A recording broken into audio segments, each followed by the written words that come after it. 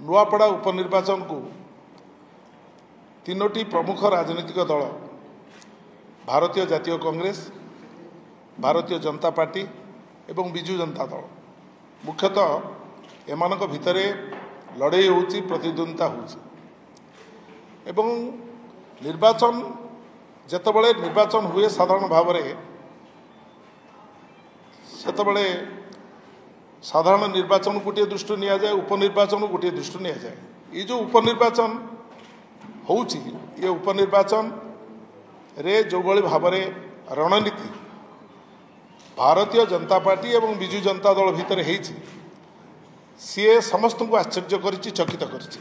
कांग्रेस रणनीति political affairs committee श्रीयुक्त अजय कुमार लल्लू, श्रीयुक्त भक्तचरण दास प्रदेश कांग्रेस कमिटी सभापति एवं आम समस्ते वरिष्ठ नेतांकर आलोचना भितर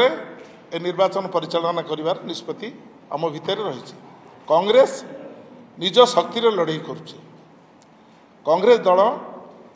निज शक्ति को एकाठी करिछि, किंतु भारतीय जनता पार्टी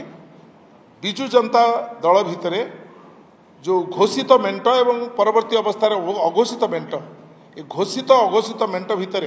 से माने या भितर 25 वर्ष अतिक्रांत कर सारी 2000 मसीह आज पर्यंत ये घोषित अघोषित मेंटर से माने गोटे दल होइके अछंती, गोटे मुद्रार से दुईटी पार्श्व। एठी लड़ाई बीजेडी बीजेपी मिलित भाव में गोटे पटे आ गोटे पटे कांग्रेस दल। मु आपण सामने गोटे कथा आनबी जे सेठी तो निर्वाचन से भाव में चली, समस्ते जाकि रही,